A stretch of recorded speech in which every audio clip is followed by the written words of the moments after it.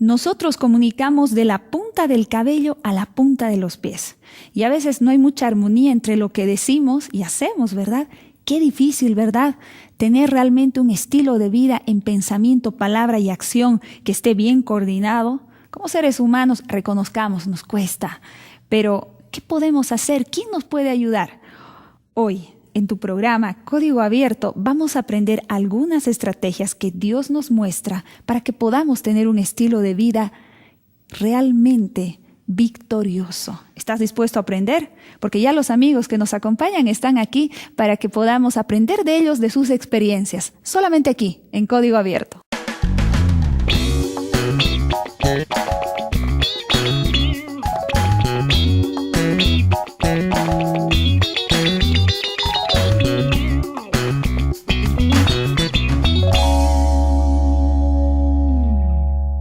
Y bien, ya estamos acá justamente para aprender juntos, pues a la luz de la Biblia, sobre la importancia de la buena comunicación. Vamos a dar la bienvenida a los amigos que nos acompañan. Está con nosotros Gilda, bienvenida, Delmans también, y por este lado Daniel. Pidamos pues juntos la presencia de nuestro Dios para que podamos tener entendimiento en su palabra, ustedes y nosotros, y podamos pasar un buen momento. Así que inclinemos el rostro de Delmans, por favor, guíanos en oración. Oremos.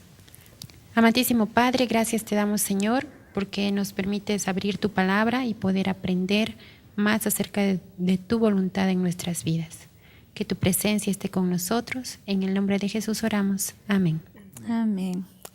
Bueno, tal vez las personas están pensando, ¿no? Uy, ¿sobre qué van a hablar hoy día? Pues hoy día vamos a hablar sobre la evangelización y la testificación, pero como un estilo de vida. A veces, no sé si les ha pasado a ustedes, pero a mí sí. Sobre todo antes de conocer a Dios, uno se imagina, mira a un cristiano y uno se imagina una persona casi perfecta, ¿no? Pero de pronto él comete un error y ya, ¿no? Uno dice, oh no, si eso es ser cristiano, mejor me quedo así como estoy. Pero eso tiene una explicación y yo creo que hoy vamos a aprender justamente algunos elementos que nos van a ayudar a distinguir, ¿no?, entre un verdadero cristiano y uno que tal vez no está conectado con Jesús, ¿no? A veces las personas se desconectan también de Jesús, pero la Biblia es clara, ¿no? Delmans o Gilda, si podemos leer algunos versículos que nos puedan ayudar a distinguir realmente, porque es fácil distinguir, como menciona la Biblia, a un fariseo en esa época, distinguir a muchos de otras religiones por el atuendo, etcétera. Pero ¿cómo distinguir a un cristiano? Sí, exactamente en Juan 13:35, Jesús da la descripción exacta, ¿no? Dice, en esto conocerán todos que sois mis discípulos, si os amáis unos a otros. El amor entre hermanos, entre personas, es fundamental como una de las características para ser llamados cristianos, discípulos de Cristo, ¿no? Que nos amemos los unos a los otros. Yo digo lo siguiente también, Katy. El liderazgo dicen que es influencia, ¿no?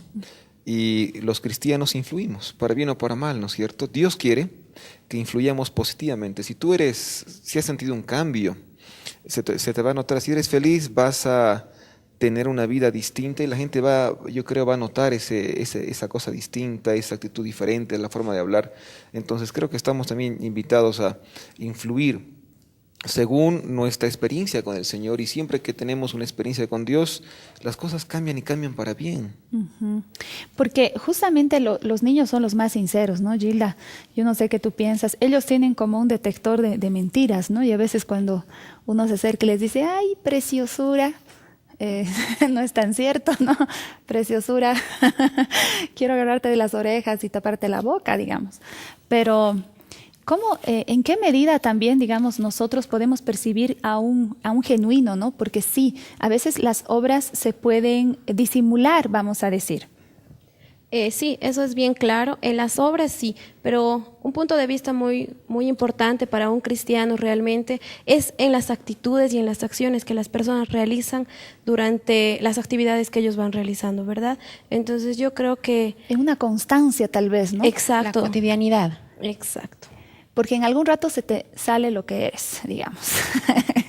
¿No? Los juegos. Pero también recordando lo que dice el apóstol San Juan, ¿no?, en el Evangelio, de que el Señor quiere que llevemos mucho fruto. Y dice Dios, en esto conocerán que sois mis discípulos, cuando llevemos mucho fruto. ¿Y a qué se refiere? Al amor al cariño por los demás, en especial por la gente que aún no conoce a Jesús. Así demostramos que somos cristianos genuinos cuando nos interesamos por los demás.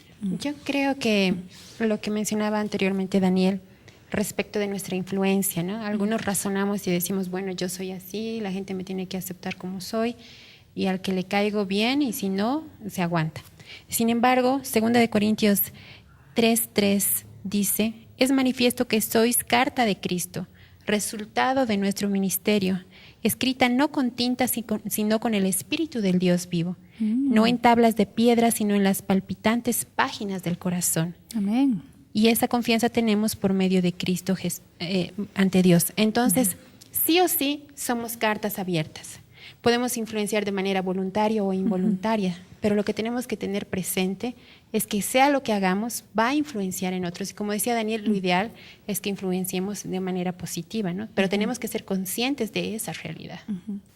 Cuando vemos la Biblia, vemos cómo los apóstoles y mismo Jesús, que dio el ejemplo, él sentía mucha compasión, mucho amor por las personas, ¿verdad?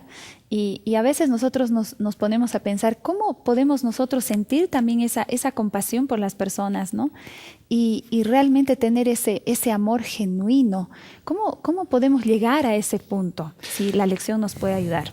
Sí, Katy, justamente la lección menciona un par de pasos para comenzar a practicar el cristianismo, pero de repente también leer lo que dice Hechos 9:36, ¿no? Una mujer que abundaba en buenas obras, dice la palabra, había entonces en Jope una discípula llamada Tabita, que traducido quiere decir Dorcas. Esta abundaba en buenas obras y en limosnas que hacía. Entonces la lección menciona de que podemos nosotros mostrar compasión cuando comenzamos a orar por los demás. Primer paso, ¿no?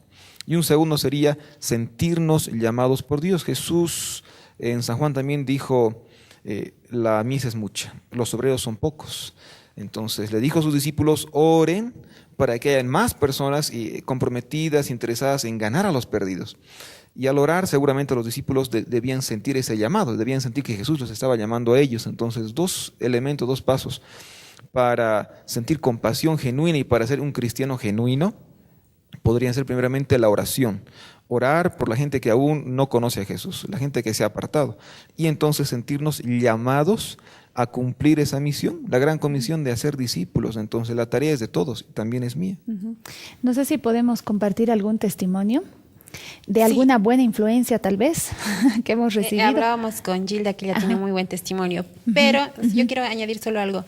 Antes, otro ejemplo es el del apóstol Pablo, ¿no? En 1 Corintios 9:20, ¿ya?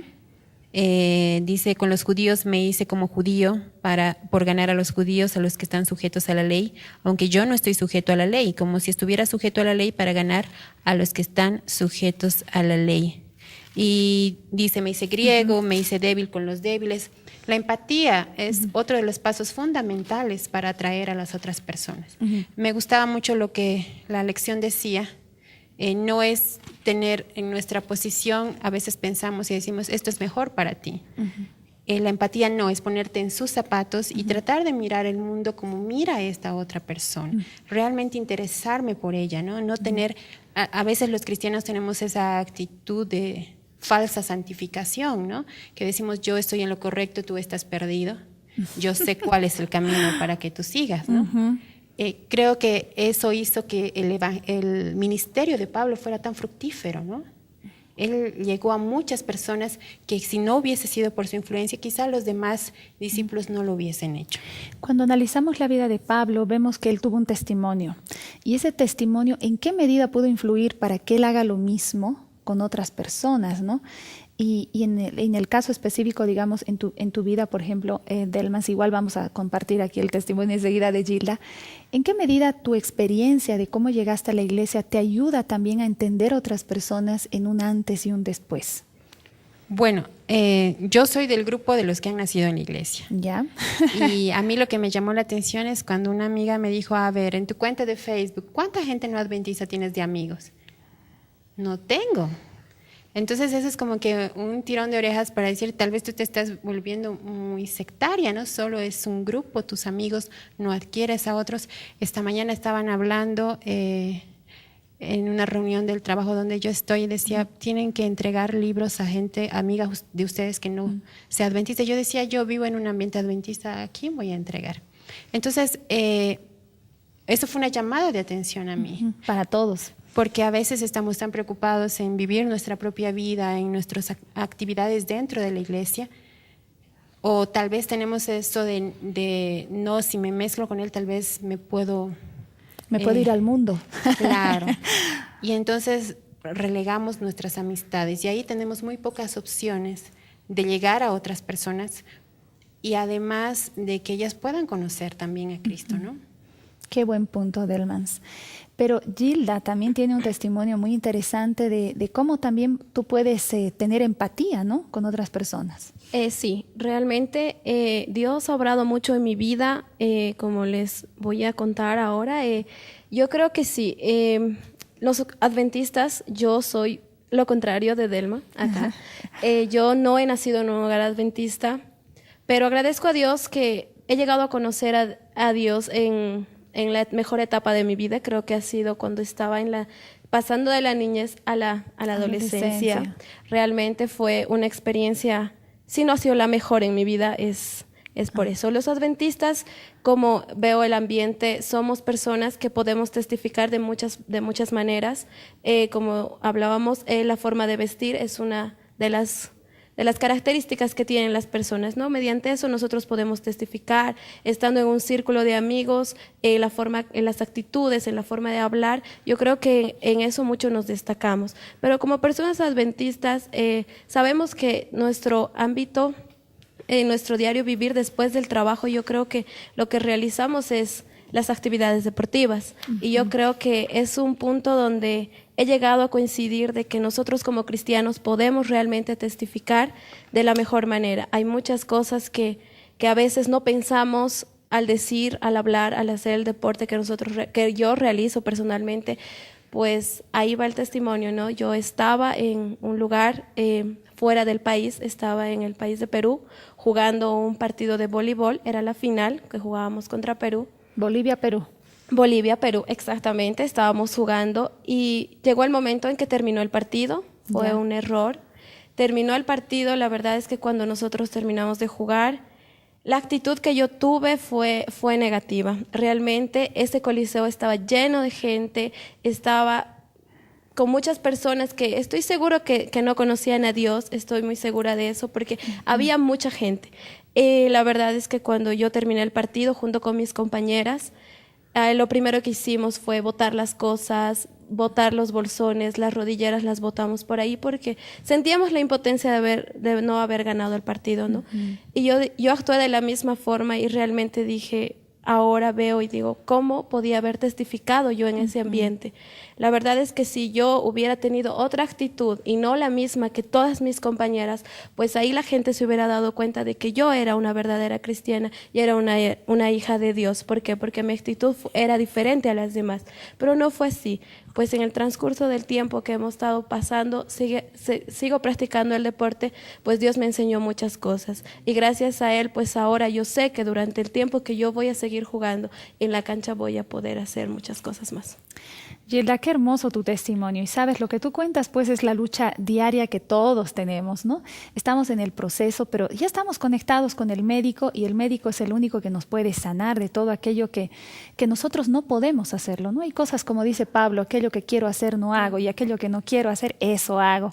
Pero luego dice, todo lo puedo en Cristo que me fortalece y tú estás aquí de pie después de algún par de años más, así que hay mucho más para compartir. Enseguida retornamos.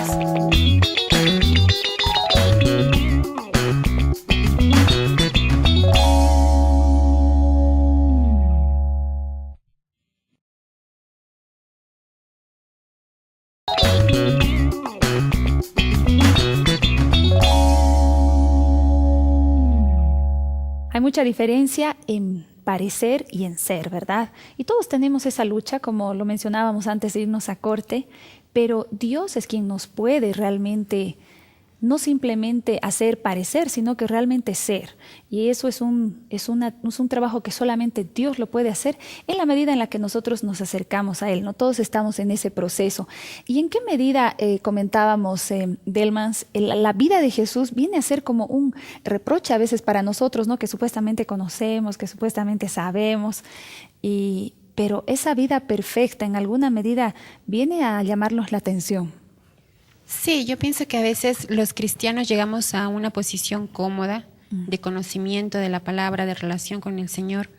Del hebreo, el arameo y el griego. Exacto, pero agarramos y decimos, yo ya soy salvo, entonces no me debo contaminar con el mundo. Y en este razonamiento nos alejamos del resto de las personas.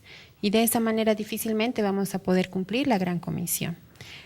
Juan 17 es una oración maravillosa de Jesús al Padre, hablando acerca de que no quería que los discípulos salgan del mundo, sino les dijo, Señor, ellos no son del mundo, pero deben estar en el mundo. Eso es un tema claro para que nosotros podamos entender que si bien no compartimos muchas de las cosas que se dan en el mundo, nosotros no vivimos ajenos a él, somos parte de él. Y nuestra función es tratar de llegar a estas personas con empatía, poniéndonos en el zapato de las otras personas, sin por eso infringir nuestros principios. Yo creo que eso es claro, no tener el concepto de que somos parte de este mundo y necesitamos alcanzar a las personas. De repente esa experiencia, Katy, ¿cómo es nuestro comportamiento hacia los extraños? Generalmente nos cerramos, ¿no es cierto? ¿Qué pasó conmigo? Fui a una iglesia adventista en otro país, llegué, no conocía cómo llegar a la casa. Y los diáconos, unos jóvenes, le dijeron a mi primo no adventista, no se preocupe, a su primo lo llevaremos a la casa. Acabó el culto, yo no conocía a nadie, saludé a algunos muchachos por ahí, muy receptiva a la iglesia. Cumpliendo la misión, los muchachos, los diáconos me dijeron, no hay quien te lleve, te vamos a llevar. Me dejaron en la puerta de la iglesia. A veces ese estilo de vida de servicio lo podemos realizar, no cuesta dinero, pero a veces nos cuesta tanto involucrarnos con la gente desconocida, ¿no? Pero es un desafío. ¿Y cómo lo logramos? Hay un principio en la Biblia, el principio 3.6, de hecho es 3.6. ¿Ya? Es decir que aquello que no tienes, no lo puedes dar. Aquello que tienes sí lo vas a dar. Entonces, Pedro fue, ¿no es cierto?, al templo, había una persona que mendigaba y le pidieron dinero. Pedro no tenía dinero, pero lo que tenía le dio, dijo, ¿no?, en el nombre del Señor te doy. Y Pedro tenía poder, así que lo sanó al paralítico, al mendigo. Entonces, si nosotros nos consagramos, vamos a tener algo para dar, ¿no? Si no estamos llenos del Espíritu Santo, aunque querramos mostrar un estilo de vida lindo, no vamos a poder hacerlo. Si estamos vacíos, no vamos a poder dar y nuestro servicio hospitalario va a ser mínimo, nos va a faltar, ¿no? No sé si podemos compartir tal vez alguna experiencia, Gilda, actual, no sé, en la que podemos empezar a practicar esto de estar en el mundo, pero haciendo la voluntad de Dios, ¿no? No somos del mundo, como lo menciona Delmans, ¿no?, pero vivimos en él. ¿Y cómo se puede estar en el mundo sin contagiarse del mundo, pero haciendo la obra que Dios quiere que hagamos? Sí, yo creo que es importante saber primero el concepto de qué significa y qué es amar. Amar es, como dice, ocuparse de las necesidades de las personas. Es estar ocupados en el bienestar. Lo que nosotros hacemos es eso, estar ocupados en nuestro bienestar, pues sentimos que nos amamos, por eso es que lo hacemos de la mejor forma. Y lo mismo debería ser para las demás personas. Bien claro, esto se relaciona con el mandamiento que Dios nos da y dice, amarás a tu prójimo como a ti mismo. Pero cuán complicado es para nosotros aceptar ese mandamiento y decir, amarás a tu Dios como a ti mismo. Si yo me ocupo de mi persona, de mi bienestar, pues yo tengo que ser lo mismo con las demás personas. Y creo que un ejemplo claro para poder recalcar este punto de saber qué es amar y ocuparse de las necesidades de las demás personas, pues yo creo que sí. Ahora yo estoy atravesando una situación en mi vida por situaciones de trabajo. Yo digo, aquí yo estoy bien, yo estoy bien. ¿Por qué? Porque estoy relacionada con el ambiente de mi iglesia, de la iglesia adventista. Siento ese apoyo, siento ese cariño, siento ese gran carisma por las personas, pero cuán difícil se me hace aceptar y decir, si Dios ve que yo no voy a conseguir trabajo acá y Él tiene un plan diferente para mi vida y me va a mandar a otro lugar, ahí me pongo a pensar lo difícil que sería actuar en otro lugar con personas que son del mundo, con personas que no conocen a Dios. Digo, ¿será que yo me voy a ir a ese lado también? Pues para eso yo creo que bien Delma dio la respuesta, ¿no? Tenemos que orar mucho, tenemos que estar muy consagrados a Dios y pues seguir de esa forma adelante, ¿no? Yo creo que la respuesta también, complementando lo que decía Gilda, está en Colosenses 5:6, dice: portaos sabiamente con los extraños. Con los extraños, ¿no? Como que nosotros educamos a nuestros hijos y a los extraños no se les habla, ¿no? Pero nosotros debiéramos, dice, sabiamente con los extraños. Hay cosas de la cotidianidad, el chofer del taxi con el que me subo, la señora a quien yo le compro alguna cosa. Acá dice, vuestra palabra sea siempre agradable, sazonada con sal, para que sepáis cómo conviene responder a cada uno. Sazonada con sal, con tacto, con cariño, mostrando interés a las personas. Yo pienso que eso tenemos que, como no es un hábito, ponerlo, ¿no?, en nuestras vidas. O sea, a la gente no le interesa cuánto sabes, Exacto. dice la lección, hasta que sabe cuánto te interesas por ella, ¿no? Exacto. Y creo que tenemos que lograr esa actitud de mostrar cariño, amor por las demás personas. Eso quería mencionar. Creo que Gilda dio con el punto, ¿no? A veces estamos más preocupados de las actitudes externas y tal vez esos son los prejuicios que tenemos, ¿no?, hacia las personas. Pero ¿en qué medida, digamos, la forma como Dios ha transformado nuestra vida también nos da la esperanza para los demás, ¿no? Porque si Dios ha hecho eso contigo, que estás en la iglesia, estás comunicado con el Señor, yo creo que lo puede hacer con todo el mundo, ¿no? Y al final ese es un trabajo que Dios lo tiene que hacer, no somos nosotros, ¿verdad? Claro, yo decía hace un momento, pensaba, si no estoy testificando con mi estilo de vida, puede ser que estoy valorando muy poco lo que Cristo hizo por los demás. Yo me siento contento que Cristo murió en la cruz por mí, pero no me acuerdo que murió también por el prójimo, ¿no? Estamos exigiendo a las personas que cambien sus actitudes antes de que se acerquen a Cristo. Y yo no hago mi parte. Y también cómo Jesús testificaba en su tiempo, ¿no?, en su contexto. Dice que Jesús se mezclaba con la gente pecadora. Lo criticaban a Jesús. A veces estamos muy preocupados por lo que la gente va a pensar de nosotros, ¿no?, andar con ciertas personas. Pero Jesús andaba con pecadores. Y nosotros, para poder, dice un orador, ganar a la gente de afuera, hay que pescar, dice, con la carnada correcta. Y la gente posmoderna hoy por hoy prioriza la autorrealización, piensa en sí misma. El interés del posmoderno, de la persona joven de este tiempo, de todos nosotros, es el yo, ¿no? Es ensimismada. Y si nosotros captamos más o menos cómo piensa la gente, como Jesús tendremos éxito al testificar. No solamente se trata, creo, de abrir la Biblia y leerle a alguien, ¿no?, qué pasa, o en la Biblia o en la iglesia predicar. Hay formas de testificar con el estilo de vida, pero también con la palabra, ¿no? Hay que conocer cómo la gente piensa. Jesús sabía, dice que le hablaba a la gente que tenía sed de agua, ¿no? A la gente que sembraba le hablaba de sembrar, de cosecha. Entonces, usar esas palabras que la gente gustaría escuchar también para recibir el mensaje. ¿En qué medida, Delmans, la forma como yo trato a los demás puede realmente decir mucho de mi relación con Dios y empezar tal vez a maltratar a las personas por quienes Cristo murió, ¿no? Bien, pienso que en esta lección nosotros hemos aprendido claramente, primero, que somos cartas abiertas al mundo. Eso significa que influenciamos de manera positiva o negativa. Segundo, el Señor nos pide que podamos ser influencia positiva. Y obviamente, relacionándonos con Él, por ende vamos a amar a nuestro prójimo. Si amamos a nuestro prójimo, vamos a tener empatía por él. Empatía es ponernos en su lugar, ponernos en sus zapatos, mirar desde su perspectiva, no desde la nuestra. Eso nos va a ayudar a poder acercarnos a él, llegar a él. Y de esta manera, una vez que nosotros podamos tener la amistad, el aprecio de esta persona, recién podremos hablarle acerca del Señor, de lo que Él hizo por nosotros. Pero si nuestro testimonio no habla igual que nuestras palabras, si hay una diferencia entre...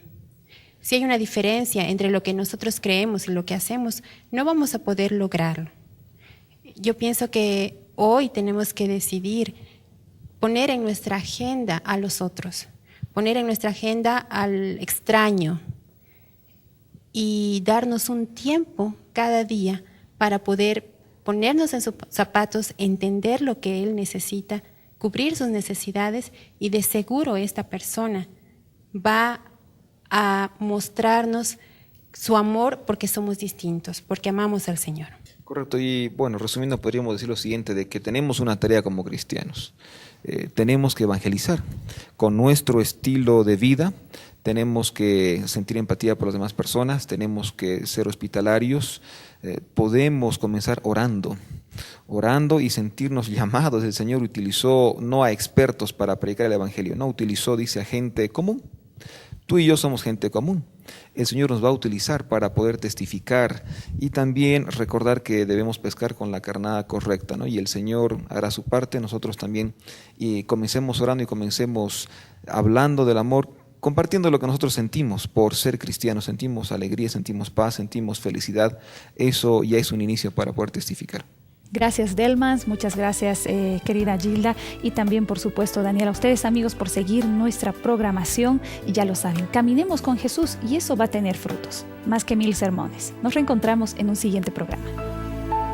Fracasé, lo intenté, me creí suficiente, pero era mentira y me hallé sin control, desarmada, sin fuerza, sin deseos de amar, sola, llena de dudas y de soledad. Mi dolor era fuerte, pero no más que mi pecado. Anhelé el perdón, agua fresca, quisiera calmar mi dolor, pero no encontré ni siquiera una voz consolando mi ser. Compañeros de ruta escondiéndose, acudí al que tan solo me puede ofrecer sanación. Allí estaba en la cruz, entregando su vida por mí, derramando su sangre por mí, ofreciendo su vida por mí. No pude más que llorar y postrarme ante tanto amor y pedirle perdón, y en el medio de su gran dolor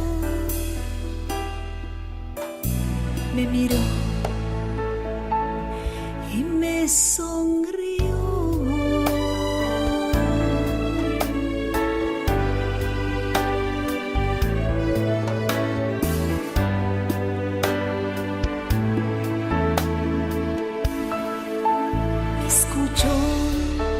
Me sanó, sus heridas sanaron, heridas de mi corazón. Salva soy, por su gracia y amor, ahora limpia estoy. Mi dolor es historia, Él me redimió.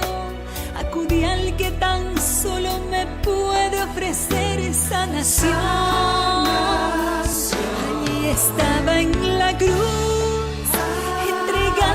su vida por mí, derramando su sangre por mí, ofreciendo su vida por mí.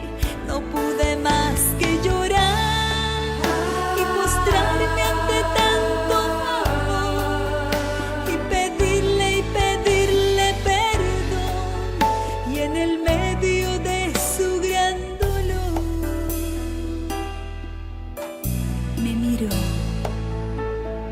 y me sonrió. Allí estaba en la cruz, entregando su vida por mí, derramando su sangre por mí, ofreciendo su vida por mí.